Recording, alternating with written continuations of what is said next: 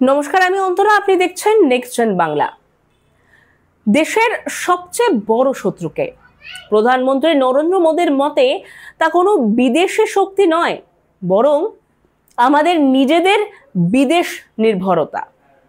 শনিবার সমুদ্র থেকে সমৃদ্ধি অনুষ্ঠানে 34,500 কোটি টাকার একাধিক প্রকল্পের উদ্বোধন মঞ্চ থেকে মোদীর বার্তা, ভারতের সব সমস্যার একমাত্র সমাধান হলো আত্মনির্ভরতা। প্রধানমন্ত্রী স্পষ্ট জানালেন, আজ ভারতের কোনো বড় শত্রু নেই।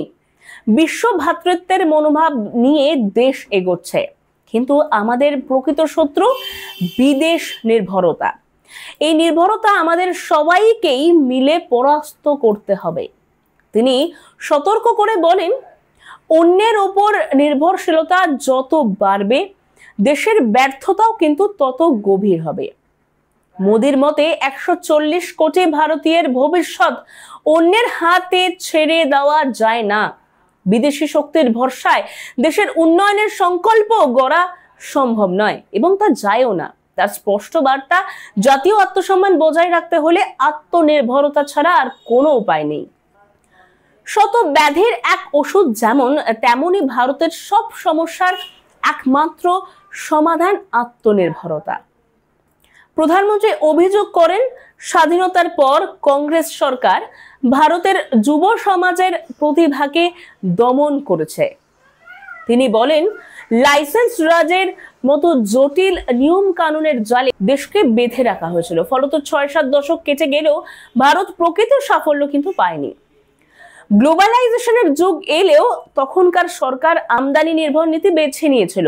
মোদীর অভিযোগ, এই নীতি হাজার হাজার কোটি টাকার দুর্নীতির জন্ম দিয়েছে, ভারতের যুব সমাজের ক্ষতি করেছে এবং দেশের আসল সম্ভাবনা বিকশিত হতে দেয়নি।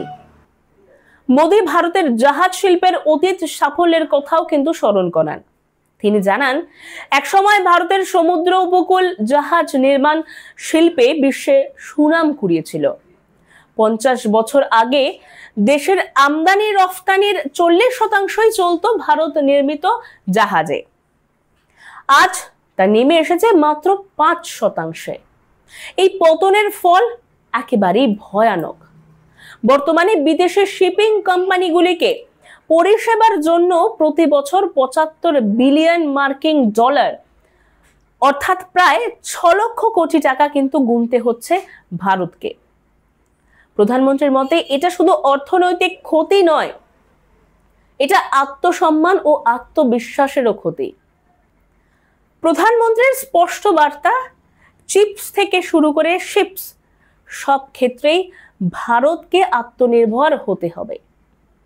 তিনি আহ্বান জানান, দেশের 140 কোটি মানুষ যদি একসঙ্গে আত্মনির্ভরতার সংকল্প নেয়, তাহলেই কিন্তু ভারতের অর্থনীতি আরো শক্তিশালী হতে পারবে এবং বিদেশ নির্ভরতার এই যে অভিশাপ, এই অভিশাপ থেকে মুক্তি পাওয়া সম্ভব হবে। মোদীর কথায় শুধু পণ্য নয়, প্রযুক্তি, জ্বালানি, এমনকি চিন্তাধারাতেও দেশকে নিজের পায়ে দাঁড়াতেই হবে। মোদীর এই বক্তব্য একদিকে আত্মনির্ভর ভারতের স্বপ্নকে নতুন করে উস্কে দিয়েছে, অন্যদিকে বিরোধীদেরও প্রশ্নের মুখে ফেলেছে। ভারত কি সত্যি বিদেশ নির্ভরতাকে দ্রুত কাটিয়ে উঠতে পারবে? আগামী দিনে এই উদ্যোগ কতটা সফল হয় তা দেখার অপেক্ষায় দেশবাসী।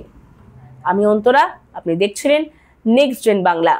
এই প্রতিবেদন ভালো লাগলে লাইক, শেয়ার এবং সাবস্ক্রাইব করতে ভুলবেন না। ধন্যবাদ।